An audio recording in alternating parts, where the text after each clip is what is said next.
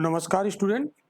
हम लोग पढ़ रहे थे इंडियन पॉलिटी, और इंडियन पॉलिटी में हम लोग बात कर रहे थे जुडिशरी की, यानी न्यायपालिका। न्यायपालिका में हम लोग सुप्रीम कोर्ट पढ़ चुके हैं, हाई कोर्ट पढ़ चुके हैं, और इसके अलावा हम लोग ट्रिब्यूनल भी पढ़ चुके हैं। तो आज के लेक्चर में हम लोग पढ़ने वाले हैं अधीनस्थ न्यायालय। ये लिखा हुआ है सबॉर्डिनेट कोर्ट। Subordinate court.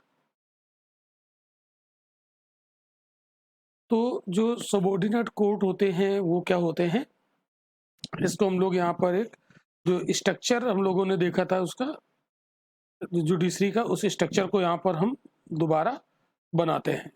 तो जैसे ये एक ट्राइंगल है, और इस ट्राइंगल के जो टॉप पर होता है ना, जो शीर्ष पर होता है, उसको कहते हैं सुप्रीम कोर्ट। ओके। और इसके नीचे जो होता है वो होता है हाई कोर्ट, और हाई कोर्ट के नीचे जितने भी होंगे, बात समझ रहे हैं आप लोग, हाई कोर्ट के नीचे, इसके नीचे जितने भी आएंगे वो सारे के सारे सबॉर्डिनेट कोर्ट कहलाएंगे। क्या कहलाएंगे? Subordinate court. क्लियर हो गई बात? तो एक सबॉर्डिनेट कोर्ट को सबॉर्डिनेट क्यों कहते हैं? तो हाई कोर्ट के अंडर में और उसके कंट्रोल में कार्य करने वाले जितने भी न्यायालय होते हैं उनको सबॉर्डिनेट कोर्ट कहते हैं। क्लियर बात इतनी? मैं फिर से बोल रहा हूं, मतलब ये जैसे हाई कोर्ट है, हाई कोर्ट के अंडर में, उसके नीचे और उसके अंडर कंट्रोल में जितने भी कोर्ट होते हैं उन सभी को सबॉर्डिनेट कोर्ट अर्थात अधीनस्थ न्यायालय बोला जाता है। Okay, clear? तो यहाँ पर क्या लिखा हुआ है? राज्य की न्यायपालिका है ना, जो हाई कोर्ट होता है ना, ये राज्य की न्यायपालिका होता है, और इस हाई कोर्ट के नीचे जितने भी हैं सब वो राज्य के अंतर्गत आते हैं। तो राज्य की न्यायपालिका में एक उच्च न्यायालय होता है हाई कोर्ट, और अधीनस्थ न्यायालय होते हैं सबॉर्डिनेट कोर्ट, जिनको हम निम्न न्यायालय भी कहते हैं। क्या बोलते हैं? निम्न न्यायालय। तो इन्हें सबॉर्डिनेट कोर्ट क्यों बोला जाता है? तो सबॉर्डिनेट कोर्ट कहने की वजह क्या है? वजह है ये हाई कोर्ट के अंडर में होते हैं और उसके कंट्रोल यानी अधीन और उसके निर्देशों के अनुसार ये निम्न स्तरों पर कार्य करते हैं, इसलिए इनको सबॉर्डिनेट कोर्ट बोला जाता है। अब हम लोग अगर सबॉर्डिनेट कोर्ट की बात करें तो इंडियन कॉन्स्टिट्यूशन में सबॉर्डिनेट कोर्ट का प्रोविजन कहाँ पर दिया गया है? तो इंडियन कॉन्स्टिट्यूशन के पार्ट 6 में सबॉर्डिनेट कोर्ट का प्रोविजन किया गया है। और अगर पार्ट 6 है तो इसमें कुछ आर्टिकल्स भी होंगे। तो यहाँ पर आर्टिकल कौन कौन से आते हैं? तो 233 से 237 ये आर्टिकल्स सबॉर्डिनेट कोर्ट का प्रोविजन करते हैं। तो ये भी बात आपको याद रखना है, कौन सा भाग है इंडियन कॉन्स्टिट्यूशन का और वो कौन से आर्टिकल्स हैं, इन्हें आपको लर्न कर लेना चाहिए। क्लियर इतनी बात? ओके। तो जो सबॉर्डिनेट कोर्ट हैं इनको भारत के अलग अलग राज्यों में इन्हें अलग अलग नाम से जाना जाता है। एक चीज आपको ये जरूर याद रखनी है, इनके अलग अलग नाम भी हैं और अलग अलग इनके लेवल भी हैं, किंतु इनका गठन और इनकी जो कार्यप्रणाली है वो संपूर्ण देश में लगभग एक समान है। यानी जो इनका गठन है और इनकी जो कार्य प्रणाली है ये पूरे देश में लगभग एक जैसी होती है।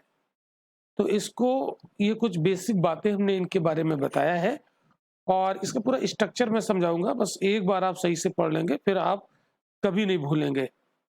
तो उस स्ट्रक्चर की बात अभी हम करेंगे विभिन्न पिक्चर के माध्यम से, जैसे कि हमारा पढ़ाने का तरीका है, जिससे कि आपके दिमाग में चीजें बैठ जाएं। तो ग्राफ और पिक्चर के माध्यम से इसको हम लोग समझेंगे। सॉरी। अब जो अधीनस्थ न्यायालय होते हैं यानी जो सबॉर्डिनेट कोर्ट होते हैं, ये डिस्ट्रिक्ट लेवल के न्यायालय होते हैं, यानी ये जिला स्तर पर काम करते हैं, ये डिस्ट्रिक्ट लेवल पर काम करते हैं। तो ये आपको याद रखना है ये जिला स्तर के होते हैं, इसीलिए इनको जिला न्यायालय भी बोलते हैं। यही वजह है ना, इसी कारण इन्हें जिला न्यायालय भी कहते हैं। न्यायालय,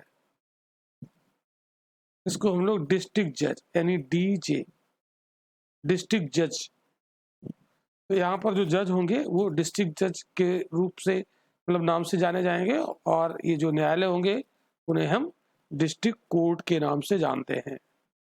तो ये क्या है, डिस्ट्रिक्ट कोर्ट, और यहाँ पर जो जजेज अपॉइंट होंगे उन्हें क्या बोलेंगे, डिस्ट्रिक्ट जज। इतनी बात आपको समझ में जरूर आई होगी। अब अगर हम लोग इसके स्ट्रक्चर की अगर हम लोग बात करेंगे तो उसको मुझे यहाँ पर ध्यान से समझना है, तो इसके लिए मैं अगले पेज पर बढ़ता हूँ, जरा ध्यान दीजिए। चलिए बिल्कुल हम फ्रेश पेज लेते हैं। तो जैसे हम बात कर रहे हैं सबऑर्डिनेट कोर्ट की, बहुत ध्यान से समझिएगा चीजों को, सारा चीज एकदम क्लियर हो जाएगा। बुक पढ़ेंगे उसमें समझ में नहीं आएगा। सबऑर्डिनेट कोर्ट, तो सबऑर्डिनेट कोर्ट में हम बात कर रहे हैं इस समय हाई कोर्ट के नीचे जितने भी हैं।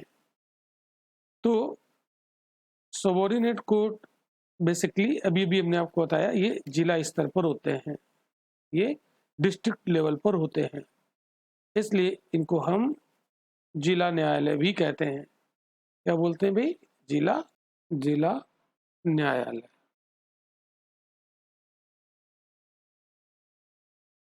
अब देखो, कहीं भी हो जो मामले होते हैं, यहाँ पर मैं समझाता हूँ आपको, जो केस होते हैं ये दो प्रकार के होते हैं। मामले दो प्रकार के होते हैं, एक तो सिविल मामले होते हैं, सिविल जिसको हम कहते हैं दीवानी, और दूसरे होते हैं क्रिमिनल जिसको कहते हैं आपराधिक या फौजदारी। क्रिमिनल, दो प्रकार के ये मामले होते हैं। और अगर वो जो दो प्रकार के मामले होते हैं जिले के स्तर पर, अगर ये दोनों मामले आए तो इन्हें कौन देखेगा, ये यहाँ पर हमें बात समझनी है। तो देखो, देखेगा ये जिला न्यायालय ही, जिला न्यायालय ही देखेगा। तो इसके दो क्लास बना दिए जाते हैं। तो इसके कितने वर्ग बना दिए जाते हैं, दो वर्ग बना दिए जाते हैं। ये बात आपको बहुत अच्छे से समझनी है। तो इसमें एक होता है दीवानी न्यायालय, जिला स्तर पर ही है दीवानी न्यायालय। ये स्ट्रक्चर आप अपने नोट्स में बनाएंगे। और दूसरा होगा आपराधिक न्यायालय, आपराधिक न्यायालय। ओके, मैं बड़े आराम आराम से यहाँ पर समझाने का प्रयास कर रहा हूँ ताकि आपके दिमाग में सारी चीजें बैठ जाएं, और इस ग्राफ के माध्यम से। तो जो जिला न्यायालय है इसको दो वर्गों में डिवाइड कर दिया जाता है, क्योंकि केस दो प्रकार के होते हैं ना, इसलिए। तो जो दीवानी न्यायालय होता है ये दीवानी मामले देखेगा, यानी जो सिविल कोर्ट है इसको आप इंग्लिश में क्या लिख दोगे, सिविल कोर्ट, और इसको क्या लिखोगे, criminal court, criminal court.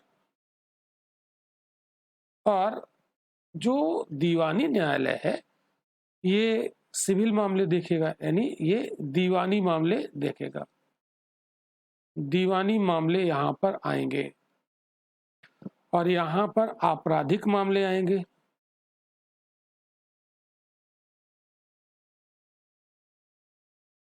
Okay, clear, इतनी बात आपको समझ में आ गई होगी।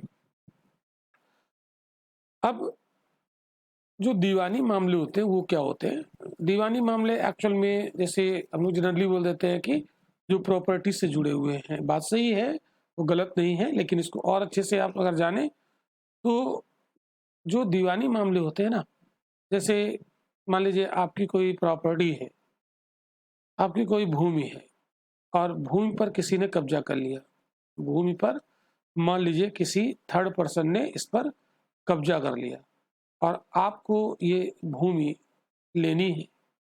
तो जब उसने कब्जा कर लिया आपकी भूमि पर, तो और वो दबंग आदमी है, तो अब आप क्या करोगे, आप जाओगे दीवानी न्यायालय में और वहां पर ये केस करोगे कि मेरी भूमि मुझे वापस करवा दी जाए। ठीक है, तो इसके लिए यहाँ पर जो हम लोग केस करेंगे वो केस किस लिए करेंगे, ये केस होगा मेरी भूमि मुझे वापस दिला दी जाए, मेरी भूमि मुझे वापस दिला दी जाए, है ना, वापसी के लिए। यहाँ पर दंड देने का प्रावधान हम नहीं कर रहे हैं, मतलब ये नहीं कह रहे हैं कि इसको दंडित कीजिए, मेरी भूमि मुझे मिल जाए, तो ये कोर्ट में दिलवा देगा, सिविल कोर्ट में ये केस चलेगा और मिल जाएगी। लेकिन आपराधिक मामलों में जो उद्देश्य होता है, जो आपराधिक न्यायालय होते हैं, जो आपराधिक मामले होते हैं, इसका उद्देश्य क्या होता है, ये बात आपको समझनी है। तो इसका उद्देश्य होता है यहाँ पर पनिशमेंट दिलाना, दंड दिलाना। ओके, तो दोनों में अंतर आपको समझ में आ गया होगा। तो दीवानी मामले जहाँ पर हमारी जो कोई चीज़ है उसको वापस मिल जाए, वापस कराने के लिए केस होता है। और आपराधिक जो न्यायालय है जहाँ पर आपराधिक मामले जाते हैं वहाँ पर क्या होता है, दंड दिलवाना उद्देश्य होता है। इतनी बात आपको समझ में आ गई? चलो,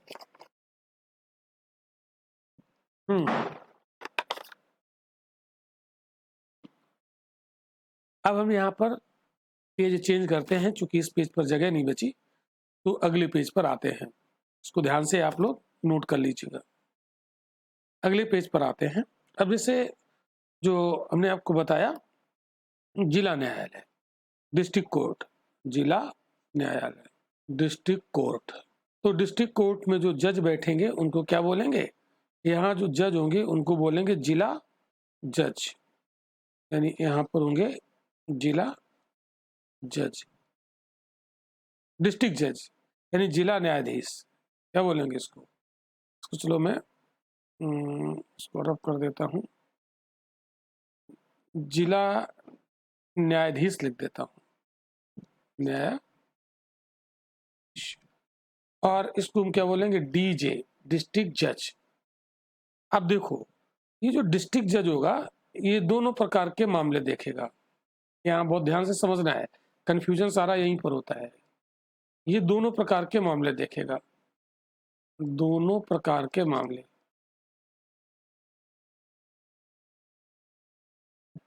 अब वो दोनों प्रकार के मामले कौन होंगे, दोनों प्रकार के मामले भी कौन होंगे, अरे एक होगा दीवानी और एक होगा आपराधिक। तो दीवानी मामले और दूसरे आपराधिक मामले, सारा मामला यहीं पर है। तो जो डिस्ट्रिक्ट जज है वो दोनों ही प्रकार के मामले देखेगा। जब वो दीवानी मामले देखेगा तब उसको बोला जाएगा डिस्ट्रिक्ट जज, यानी जिला जज। क्या कहा जाएगा, जिला जज। मतलब जो जिला न्यायाधीश होगा जब वो दीवानी मामले देखेगा तो उसके जिला जज बोल देंगे, और जब वो आपराधिक मामला देखेगा तो उसे बोलेंगे सत्र न्यायाधीश, सेशन जज, सत्र न्यायाधीश।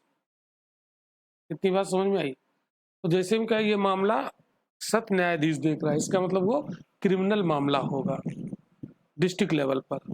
और जब कहे कि ये जिला जज देख रहा है तो इसका मतलब वो दीवानी मामला होगा। तो ये जो जिला जज है, डिस्ट्रिक्ट जज यानी जिला न्यायाधीश, ये दोनों प्रकार के मामले देख रहा है। तो जब ये दोनों प्रकार के मामले देख रहा है तो इसको इसीलिए बोला जाता है, इसको इसका नाम एक कंबाइंड रूप से दिया जाता है। तो इसका कंबाइंड नाम जो होता है उसे जिला एवं सत्र न्यायाधीश बोलते हैं। तो जिला एवं सत्र न्यायाधीश, सत्र न्यायाधीश मतलब डिस्ट्रिक्ट एंड सेशन जज, डिस्ट्रिक्ट एंड सेशन जज। तो दोनों नाम इसको दे दिए जाते हैं। तो उसे डिस्ट्रिक्ट जज बोलेंगे जब वो दीवानी मामले देखेगा, और उसे सेशन जज बोल देंगे जब वो क्रिमिनल मामले देखेगा। तो फिर जिला जज को पूरा नाम क्या दिया गया है? जिला एवं सत्र न्यायाधीश। तो दोनों काम इसमें इसके इंक्लूड हो गए। इतनी बात समझ में आई? क्लियर ना? चलो, बहुत अच्छी बात। अब हम लोग बात करते हैं इनकी नियुक्तियां कैसे होती हैं। तो नियुक्तियों के लिए थोड़ा सा हम यहाँ पर पीपीटी की तरफ चलेंगे। अच्छा, ये तो मैंने आपको बता ही दिया। संविधान में इसका जो प्रोविजन है भाग 6 है, और आर्टिकल 233 से 237। तो इसमें संगठन और कार्यपालिका से स्वतंत्रता सुनिश्चित करने वाले प्रोविजन का वर्णन इसमें किया गया है। आपको बताया था कि जितनी भी हमारी जुडिशरी है, न्यायपालिका, वो स्वतंत्र होती है। तो चाहे वो हमारा सुप्रीम कोर्ट हो, चाहे वो हाई कोर्ट हो, चाहे वो सबऑर्डिनेट कोर्ट हो, ये सभी स्वतंत्र होते हैं। मतलब इनके कार्यों में कार्यपालिका हस्तक्षेप नहीं करती है। तो जिला न्यायाधीश की जो नियुक्ति है ना, जिला न्यायाधीशों की जो नियुक्ति है ना, और इनका जो पदस्थापना, इनकी पदोन्नति कौन करता है? राज्यपाल। राज्यपाल द्वारा की जाती है, लेकिन उच्च न्यायालय के परामर्श से। ये पॉइंट बहुत ज्यादा इंपॉर्टेंट है, मोस्ट इंपॉर्टेंट। ये कई बार क्वेश्चन आया। जो डिस्ट्रिक्ट जज होते हैं उनकी नियुक्ति कौन करता है?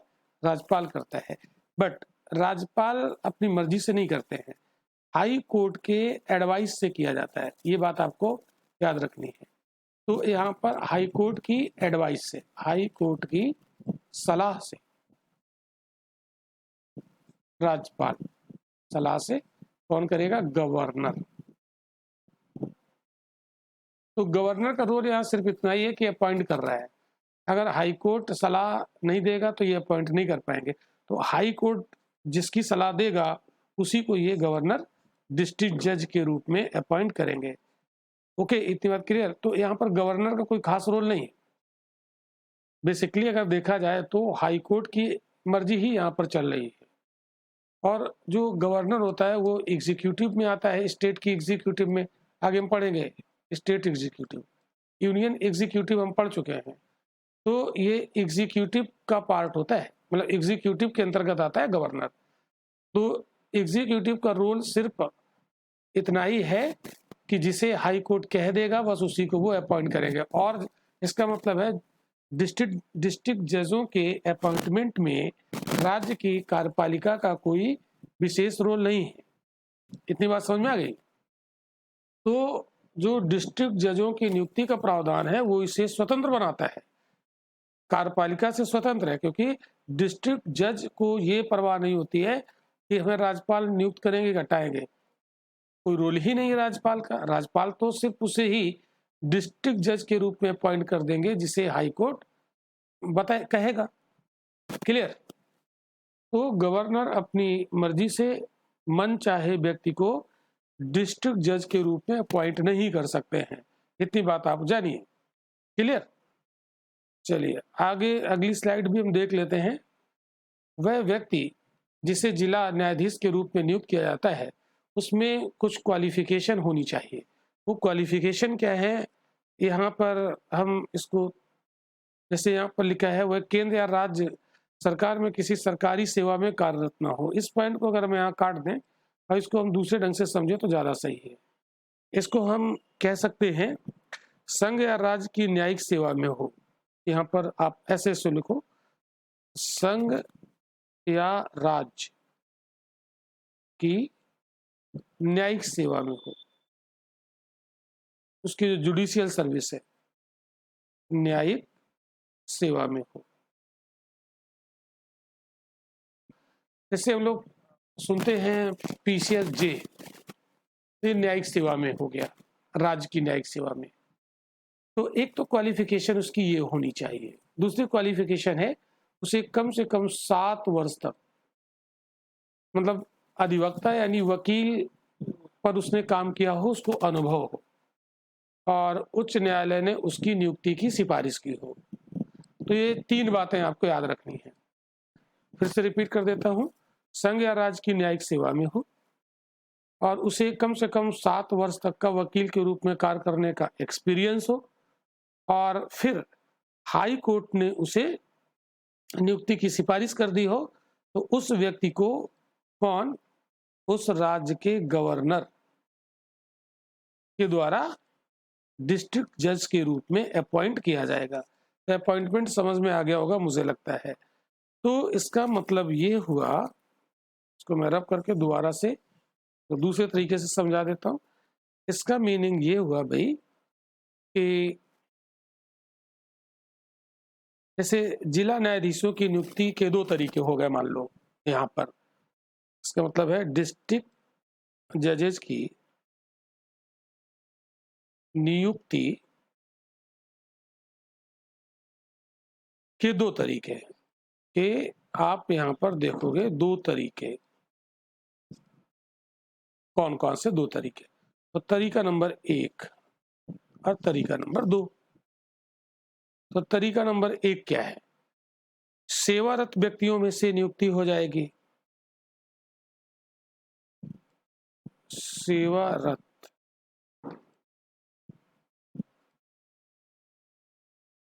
व्यक्तियों में से नियुक्ति।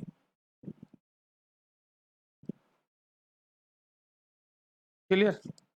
ये जो संघ या राज्य की न्यायिक सेवा में है वहां से किसी को उठा लिया जाएगा और उच्च न्यायालय ने उसकी रिकमेंडेशन कर दी हो, तो उस व्यक्ति को डिस्ट्रिक्ट जज के रूप में अपॉइंट किया जाएगा। दूसरा तरीका क्या है? दूसरा तरीका आप ये देखो, जो वकील के रूप में काम किया हो उसने, है ना, तो अधिवक्ताओं की सीधी भर्ती। दूसरा तरीका क्या है? अधिवक्ताओं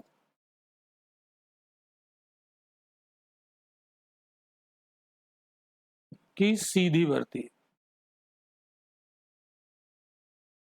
तो 2 तरीके से, या तो यहां से उठा लिया जाएगा और या तो यहां से उठा लिया जाएगा। तो अधिवक्ता शर्त क्या है? 7 साल का अनुभव हो, 7 वर्ष का अनुभव हो। तो उसे भी अगर हाई कोर्ट सिफारिश कर दे तो उसे भी डिस्ट्रिक्ट जज के रूप में अपॉइंट किया जाएगा। या अगर कोई न्यायिक सेवा में है तो उसे भी डिस्ट्रिक्ट जज के रूप में अपॉइंट किया जाएगा यदि हाई कोर्ट सिफारिश कर दे। तो इतनी बात समझ में आ गई। अब एक चीज यहाँ पर और समझनी है कि जो न्यायाधीश होते हैं, यहाँ पर समझो, जो न्यायाधीश होते हैं ये डिस्ट्रिक्ट जज यानी जिला न्यायाधीश, जिला न्यायाधीश, इसके अंतर्गत कौन कौन आता है? तो जिला न्यायाधीश के अंतर्गत कुछ यहाँ पर मैं नाम लिखूंगा, उसे आपको ध्यान रखना है। नगर सिविल न्यायाधीश का, न्यायालय का न्यायाधीश, नगर सिविल न्यायालय का न्यायाधीश, न्यायाधीश, इसको इंग्लिश में बोलेंगे जज ऑफ अ सिविल कोर्ट, जज ऑफ अ सिविल कोर्ट। दूसरा कौन आता है इसमें? अपर जिला न्यायाधीश,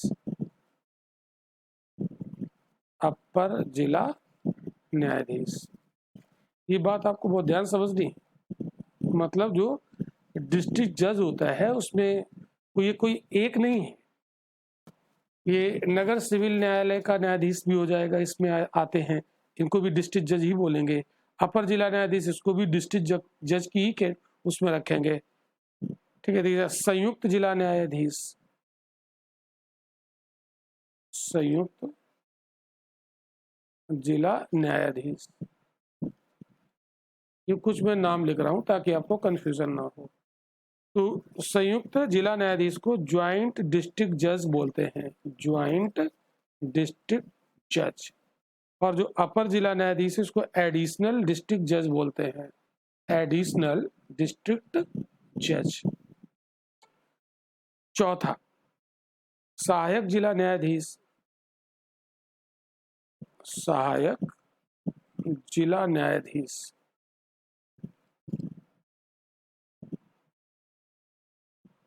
तो असिस्टेंट डिस्ट्रिक्ट जज, असिस्टेंट आप लिख लीजिएगा, डिस्ट्रिक्ट जज। और भी कुछ नाम बता देता हूं आपको, लघुवाद न्यायालय का मुख्य न्यायाधीश, लघुवाद न्यायालय का मुख्य न्यायाधीश, मुख्य न्यायाधीश। इसे बोलते हैं चीफ जज of a small case court, लिख लीजिएगा, चीफ जज ऑफ अ स्मॉल कोर्ट न्यायाधीश। मुख्य प्रेसिडेंसी मजिस्ट्रेट, मुख्य presidency magistrate.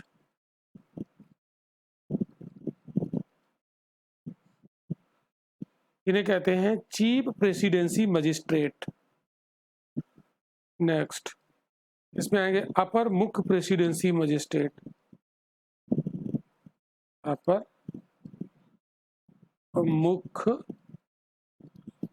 Presidency magistrate, magistrate. इनको कहते हैं एडिशनल चीफ प्रेसिडेंसी मजिस्ट्रेट, अपर सेशन न्यायाधीश। और भी आएंगे, एक और लिख देता हूं, अपर सेशन न्यायाधीश। तो ये जो जिला न्यायाधीश है इसके अंतर्गत ये सारे आते हैं, के अंतर्गत ये सब आते हैं। क्लियर? तो ये सब रटना नहीं है, ये सिर्फ एक बार आपको समझना है केवल, ये सब पूछेगा नहीं कि ये किसके अंतर्गत आएगा। क्लियर? अब हम लोग आते हैं, थोड़ा सा बैक होते हैं।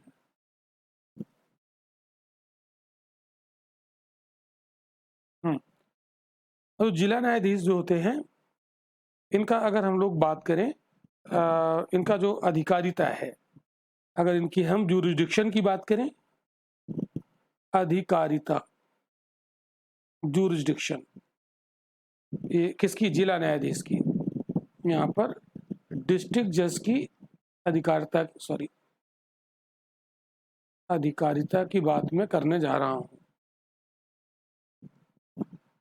तो डिस्ट्रिक्ट जज की अधिकारिता, इसमें क्या है? देखो, अधिकारिता का मतलब होता है ये कौन कौन से केसेस को सुनेगा। क्लियर? तो देखिए, अब चूंकि जैसे कि मैंने बताया कि जो डिस्ट्रिक्ट जज है ये सिविल मामले भी देखेगा और ये क्रिमिनल मामले भी देखेगा। ओके, तो इसमें जब ये सिविल मामले देखेगा, यहां पर मैंने लिख दिया सिविल केस। ध्यान से समझिएगा, मैं आराम आराम से समझा रहा हूं ताकि आपको कोई दिक्कत ना हो। तो इसमें किसी भी मूल के सिविल मामलों की सुनवाई की प्रारंभिक अधिकारिता होती है इसको। तो किसी भी मूल का, किसी भी मूल का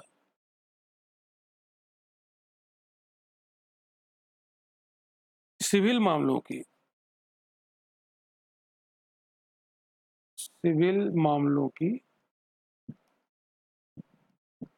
सुनवाई का प्रारंभिक क्षेत्राधिकार, का आरंभिक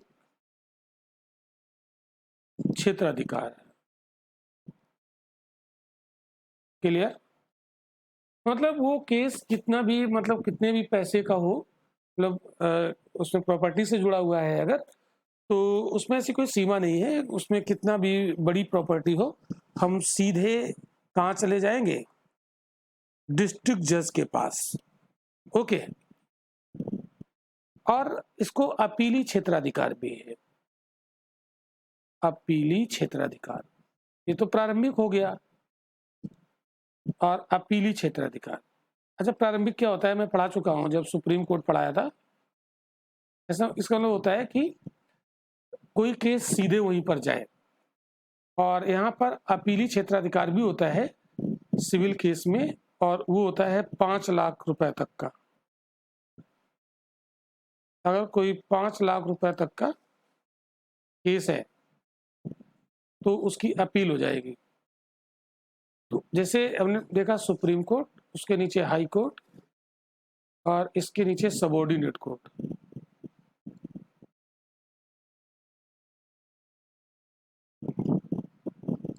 है ना, और इसके नीचे जो कोर्ट होंगे तो यहाँ से अपील यहाँ जाएगी। क्लियर? और यहाँ की अपील यहाँ जाती है और यहाँ की अपील यहाँ जाती है, इसके ऊपर कोई अपील नहीं जाती है। तो जो डिस्ट्रिक्ट जज होता है वो सिविल मामले में उसको आरंभिक क्षेत्राधिकार भी है और अपीलेट जूरिसडिक्शन भी है, यानी उसका ओरिजिनल जूरिसडिक्शन भी है और अपीलेट जूरिसडिक्शन भी है। तो जो ओरिजिनल जूरिसडिक्शन है उसमें सीमा नहीं है ना, कोई भी मूल्य का केस यहाँ पर सुना जाएगा। और अगर अपील करके कोई आएगा केस तो वो 5 लाख रुपए तक का केस होगा, उसी की अपील होगी, उससे कम का है तो नहीं होगा। ठीक है, चलो, तो ये यहाँ पर समझ में आ गया। तो ये तो हमने देखा कि जब डिस्ट्रिक्ट जज सिविल केस देखता है तो उसमें हमने देखा ओरिजिनल जूरिसडिक्शन और अपीलेट जूरिसडिक्शन। अब हम बात करेंगे जब ये देखेगा कौन से मामले, क्रिमिनल। तो डिस्ट्रिक्ट जज का क्षेत्राधिकार यहां पर हम लोग जानेंगे आपराधिक मामलों में। आपराधिक मामलों में तो जैसा कि हमने थोड़ी देर पहले पढ़ाया था कि जब वो आपराधिक मामलों को देखेगा तो इस डिस्ट्रिक्ट जज को हम क्या बोलेंगे, तब बोलेंगे सेशन जज। क्या बोलेंगे भाई? सेशन जज बोलेंगे। क्लियर? तो आपराधिक मामलों में भी इसको आरंभिक और अपीली दोनों क्षेत्राधिकार हैं। तो इसको कितने क्षेत्राधिकार हैं यहाँ पर? यहाँ भी दोनों, आरंभिक क्षेत्राधिकार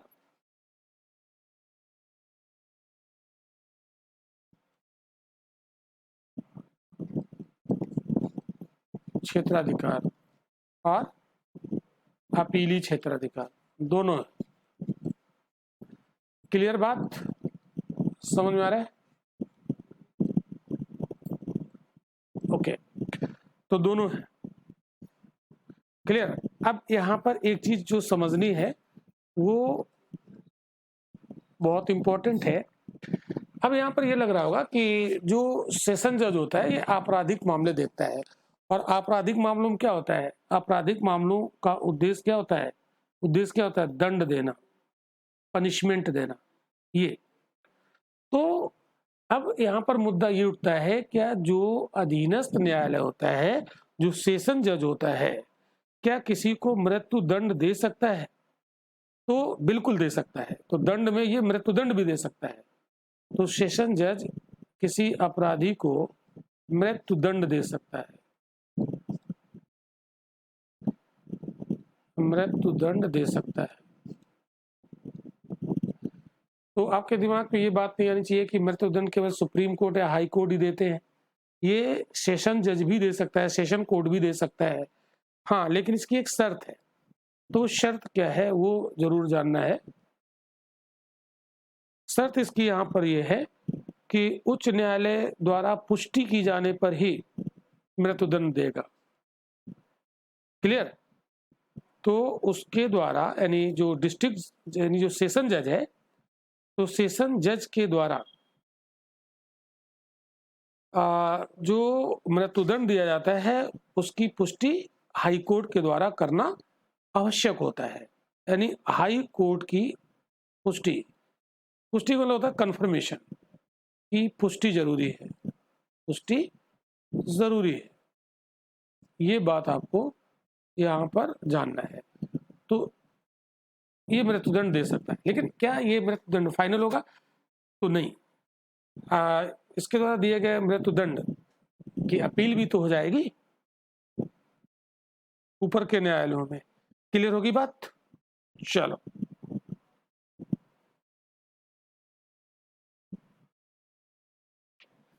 अब हम लोग आते हैं और आगे बढ़ते हैं। तो इतना पूरा समझ में आ गया अच्छे से? ये एक बार बता दो तुम लोग। ठीक है, तो अब बढ़ते हैं हम लोग और आगे। चलो, तो अगले पेज पर बढ़ते हैं। बात करते हैं हम लोग, जैसे हम लोग बात कर रहे हैं जिला न्यायाधीश। जिला न्यायाधीश, और इस जिला न्यायाधीश के अगर हम लोग नीचे जाएं, इसके नीचे, इसके नीचे जाएं तो सिविल मामलों की सुनवाई, सिविल मामलों, बहुत ध्यान समझना,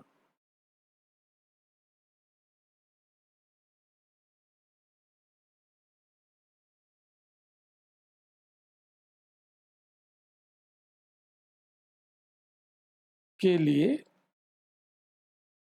मतलब जिला जज के नीचे सिविल मामलों की अगर सुनवाई करनी है तो उसके लिए यहां पर आपको 2 जज दिखेंगे। मतलब ये जिला न्यायाधीश के नीचे की बात हो रही है ना। तो जिला न्यायाधीश के नीचे सिविल मामलों की सुनवाई के लिए आपको 2 जज दिखेंगे, ध्यान से बहुत समझना। सिविल जज सीनियर डिवीजन, एसडी लिख दिया मैंने, सीनियर डिवीजन, और दूसरा होगा सिविल जज जूनियर डिवीजन, जेडी लिख दिया। तो 2 होंगे। तो अब आप देखो, ये जो यहां पर आपके जो जज होंगे जिला जज के नीचे सिविल मामलों की सुनवाई के लिए होंगे, तो इसमें ये करेंगे क्या क्या, देखो समझो। किसी भी मूल के सिविल मामलों की सुनवाई का आरंभिक क्षेत्राधिकार है। आप लिख लीजिएगा, किसी भी मूल के सिविल मामलों की सुनवाई का आरंभिक क्षेत्राधिकार है। दूसरी बात, 1 लाख तक के मूल के मामले में अपील सुनने का अधिकार है। तो इसका मतलब है इन्हें आरंभिक भी है, आरंभिक क्षेत्राधिकार भी है इनके पास, और अपीली क्षेत्र यानी अपीलेट भी है, अपीली क्षेत्राधिकार। तो यही क्वेश्चन आपका यूपीएससी में पूछेगा, बस समझ रहे हो। स्टेटमेंट देगा, कंसीडर द फॉलोइंग स्टेटमेंट। जिला न्यायाधीश के नीचे सिविल मामलों की सुनवाई के लिए जो सिविल जज होते हैं उन्हें आरंभिक के साथ साथ अपीली क्षेत्राधिकार प्राप्त होता है। अगर ऐसा स्टेटमेंट देगा तो ये सही होगा। अब ये तो हमने देखा जिला न्यायाधीश के नीचे सिविल मामलों की सुनवाई के लिए। फिर ये भी तो हो सकता है कि सिविल मामलों की सुनवाई तो क्रिमिनल मामलों की भी तो सुनवाई के लिए होगा। तो यहाँ पर सत्र न्यायालय यानी सेशन कोर्ट, सत्र न्यायालय के नीचे अगर हम लोग बात करें, क्या लिख दिया मैंने, के नीचे आपराधिक मामलों की सुनवाई के लिए, आपराधिक मतलब क्रिमिनल, आपराधिक मामलों की सुनवाई के लिए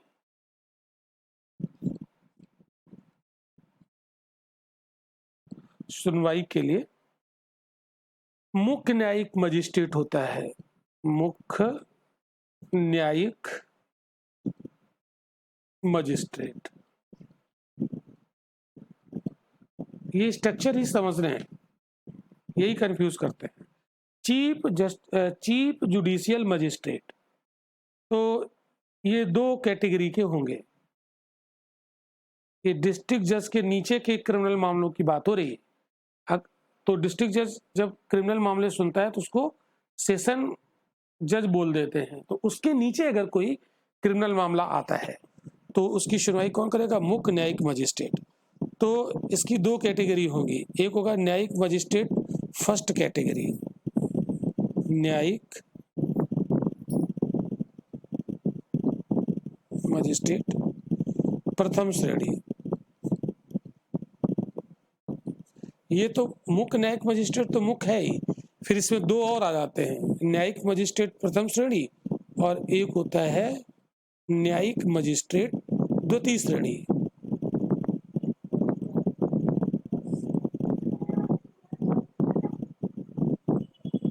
द्वितीय श्रेणी। क्लियर इतना?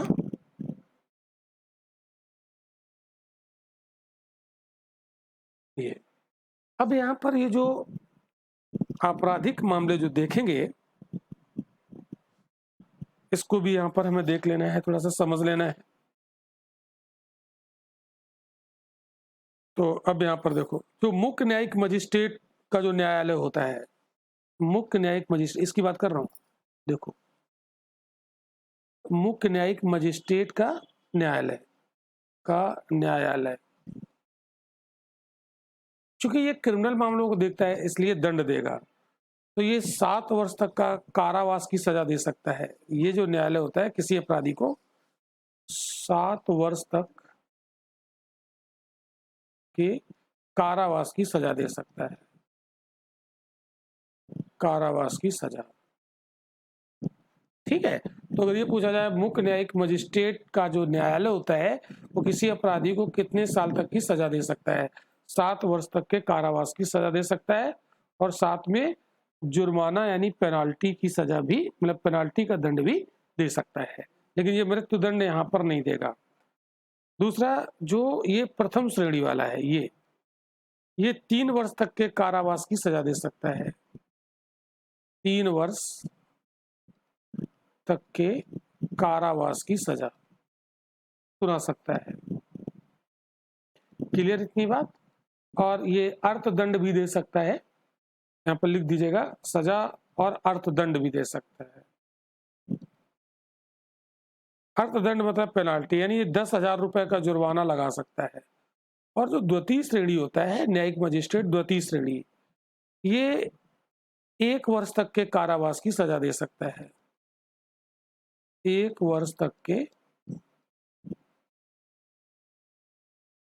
कारावास की सजा दे सकता है, और साथ ही ये अर्थदंड भी देगा। तो अर्थदंड तीनों दे सकते हैं, है ना। तो ये अर्थदंड देता है 5,000 रुपए तक का, या दोनों भी दे सकता है। तो देखो, तो जो सत्र न्यायालय के नीचे के आपराधिक मामले देखने होते हैं, वो कौन देखेगा? मुख्य न्यायिक मजिस्ट्रेट की अदालत। और ये किसी को 7 वर्ष का कारावास दे सकता है, या अर्थदंड भी दे सकता है, दोनों दे सकता है। इसमें इसी के अंतर्गत एक न्यायिक मजिस्ट्रेट फर्स्ट श्रेणी का होता है, वो 3 वर्ष तक के कारावास की सजा और अर्थदंड या दोनों को दे सकता है।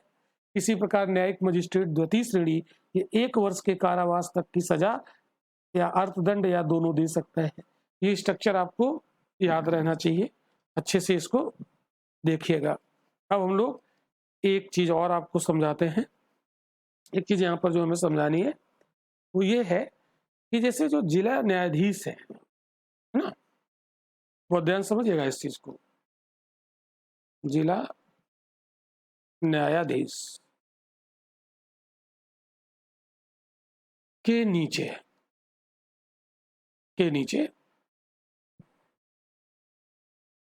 राज्य के सिविल न्यायिक पदों, राज्य के सिविल न्यायिक पदों, इसको भी ध्यान से समझना है। न्यायिक पदों यानी सिविल जुडिशियल पोस्ट पर भर्ती के संबंध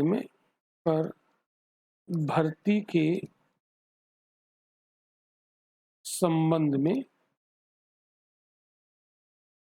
प्रावधान किए गए हैं। प्रावधान आर्टिकल 234 में है। यानी जो जिला न्यायाधीश के नीचे जो राज्य के सिविल न्यायिक पदों, यानी जो सिविल जुडिशियल पोस्ट होती है, उसकी भर्ती के संबंध में प्रावधान आर्टिकल 234 में है। अब ये आर्टिकल 234 का प्रावधान है क्या?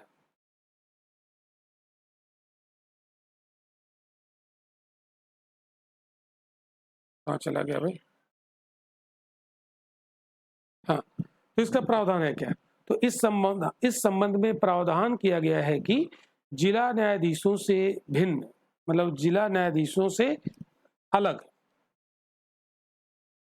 व्यक्तियों की किसी राज्य की न्यायिक सेवा में नियुक्ति उस राज्य के राज्यपाल द्वारा राज्य लोक सेवा आयोग, यानी जो स्टेट पीएससी होता है, स्टेट पीएससी, या उस राज्य के हाई कोर्ट के परामर्श से राज्यपाल द्वारा इस हेतु बनाए गए नियमों के अनुसार की जाएगी। बनाए गए नियमों के अनुसार की जाएगी।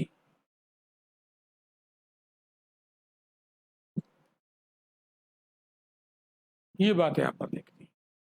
तो फिर से इसको समझो, जिला न्यायाधीश के नीचे राज्य के सिविल न्यायिक पदों पर भर्ती का प्रावधान कहाँ है? आर्टिकल 234 में। और क्या लिखा है इसमें कि ये जो सिविल न्यायिक पद हैं राज्य के, इनको भी राज्यपाल के द्वारा ही नियुक्त किया जाएगा, लेकिन उसमें जो स्टेट पीएससी होता है, यानी जो राज्य लोक सेवा आयोग के परामर्श से और साथ ही साथ हाई कोर्ट के परामर्श से, और फिर इसके लिए जो नियम बनाए गए हैं उन नियमानुसार कौन नियुक्त करेगा? राज्यपाल। तो कहने का मतलब ये है, राज्य के सिविल न्यायिक पदों पर नियुक्ति करेंगे तो राज्यपाल, लेकिन किससे परामर्श लेंगे? राज्य लोक सेवा आयोग से और उस राज्य के हाई कोर्ट से परामर्श लेंगे। ये पॉइंट आपको याद रखना है, इंपॉर्टेंट है। क्लियर? तो इतनी बात समझ में आ गई। चलो, तो ये सारी चीजें हमने यहाँ पर समझा दी। अब हम लोग यहाँ पर देखते हैं, तो कुछ बातें यहाँ पर लिखी हुई हैं, इसको हम लोग स्लाइड में देख लेते हैं। तो ये बात यहाँ पर जो हमने अभी भी समझाई है, तो ये लिखा है अन्य न्यायाधीशों की नियुक्ति। राज्यपाल जिला न्यायाधीशों से भिन्न व्यक्ति को भी न्यायिक सेवा में नियुक्त कर सकता है, किंतु वैसे व्यक्ति को राज्य लोक सेवा आयोग और उच्च न्यायालय के परामर्श के बाद ही नियुक्त किया जा सकता है। ये पॉइंट वही है जो अभी हमने समझाया है। तो जो हमारे सबॉर्डिनेट कोर्ट होते हैं, इस पर नियंत्रण किसका होता है? जिला न्यायालयों का। अधीनस्थ न्यायालयों पर नियंत्रण जिला न्यायालयों एवं अन्य न्यायालयों में न्यायिक सेवा से संबद्ध व्यक्ति की जो पदस्थापना होती है, पदोन्नति होती है, अन्य मामलों पर नियंत्रण का अधिकार राज्य के उच्च न्यायालय। कहने का मतलब ये है कि जो हाई कोर्ट है, ये सारा का सारा कंट्रोल सबॉर्डिनेट कोर्ट पर रखता है। इसका निचोड़ इस पॉइंट का यही है ना, सबॉर्डिनेट कोर्ट। तो सबॉर्डिनेट कोर्ट पर किसका कंट्रोल होता है? हाई कोर्ट का। तो हाई कोर्ट के निर्देशन में ही ये काम करते हैं। क्लियर? ये पॉइंट यहाँ पर बताया गया है। आगे बढ़ते हैं, कुछ स्लाइड और हैं तो देख लेते हैं। तो संरचना एवं अधिकार क्षेत्र राज्य द्वारा अधीनस्थ, इसका जो संरचना और अधिकार क्षेत्र की बात करें तो राज्य द्वारा अधीनस्थ न्यायिक सेवा की संगठनात्मक संरचना, अधिकार क्षेत्र और अन्य शर्तों का निर्धारण किया जाता है। ठीक है, और ये सब कोई खास नहीं है। चलो अगली स्लाइड पर बढ़ते हैं।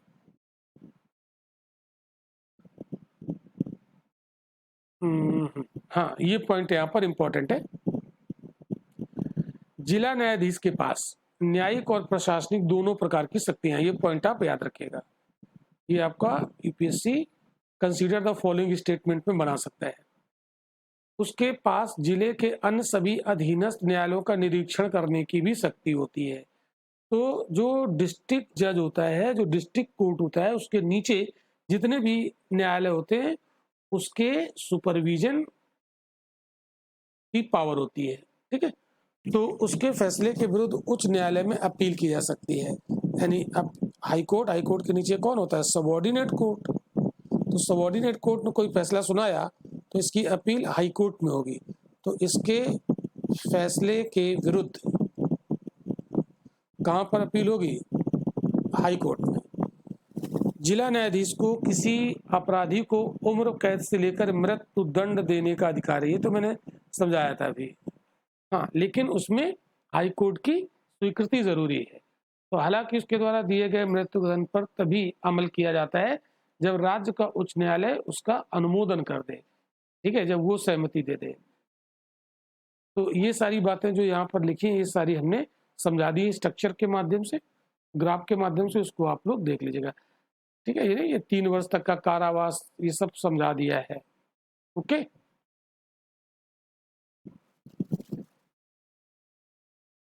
तो ये सब फिर उसके नीचे और भी जो न्यायालय होते हैं, न्याय पंचायत, ग्राम कचहरी, अदालती पंचायत, पंचायत अदालत, ठीक है। तो ये सब यहाँ पर मैंने आपको समझा दिया है। अब देखो, जैसे मान लो कोई गरीब आदमी है, ठीक है, और उसके पास मतलब गरीब है तो ऑब्वियस सी बात है कि उसके पास पैसे नहीं होंगे।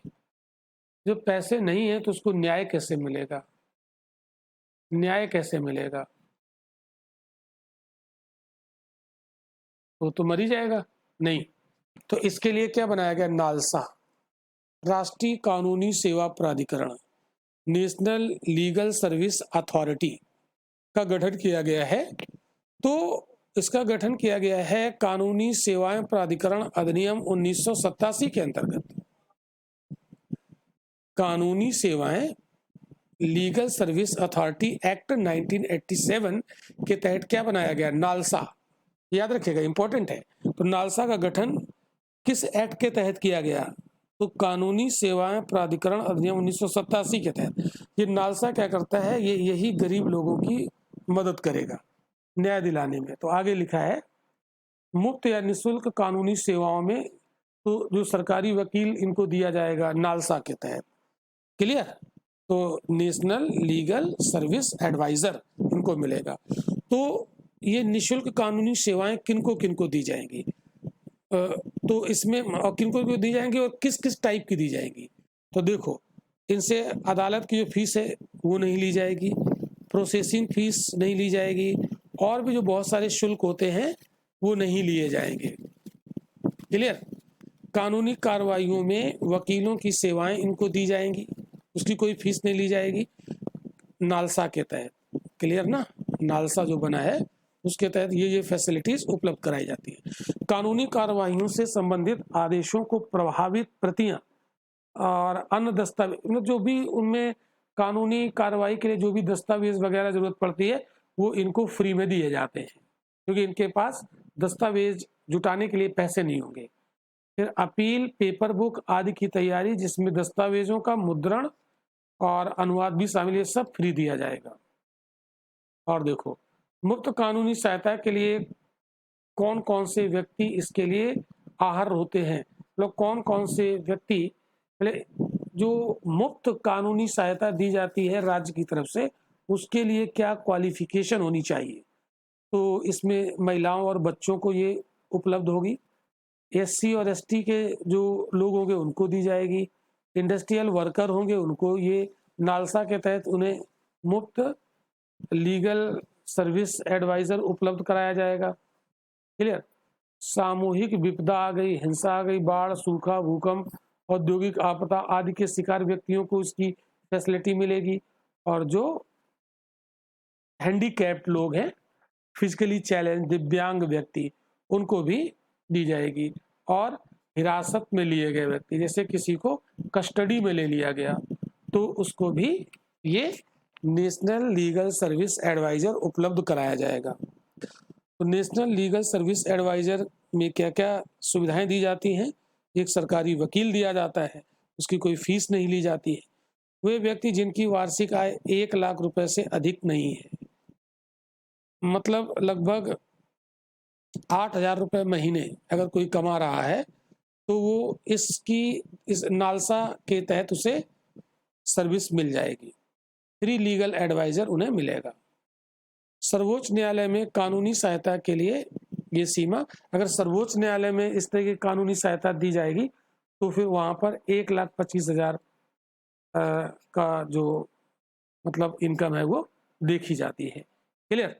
तो आज के लेक्चर में हम लोगों ने कवर किया है यहाँ पर सबऑर्डिनेट कोड, बहुत अच्छे से कवर करने का प्रयास किया है। इसमें हमने ग्राफ से भी पढ़ाया और इसमें जो हमारी स्लाइड है उसके माध्यम से भी हमने कवर किया। अगले लेक्चर में हम लोग लोक अदालत वगैरह ये कंप्लीट करेंगे, और इसमें हमें ये भी देखना पड़ेगा कि जो हमारा सबऑर्डिनेट कोड है इसका फ्रीडम के लिए क्या प्रावधान हमारे कॉन्स्टिट्यूशन में किए गए हैं, फ्रीडम के लिए क्या प्रावधान किए गए हैं। जैसे हमने आपको पढ़ाया था, सुप्रीम कोर्ट भी स्वतंत्र होता है और हाई कोर्ट भी स्वतंत्र होता है। तो ये स्वतंत्र होते हैं, इसका संविधान में क्या प्रावधान किया गया है। तो वैसे ही जो सबॉर्डिनेट कोर्ट होते हैं ये कार्यपालिका से स्वतंत्र रूप से काम करता है, तो इसके लिए हमारे कॉन्स्टिट्यूशन में क्या प्रोविजन किए गए हैं उसको भी हम लोग देख लेंगे अगले लेक्चर में। तो आज का लेक्चर यहीं तक, मिलते हैं हम लोग अगले लेक्चर में।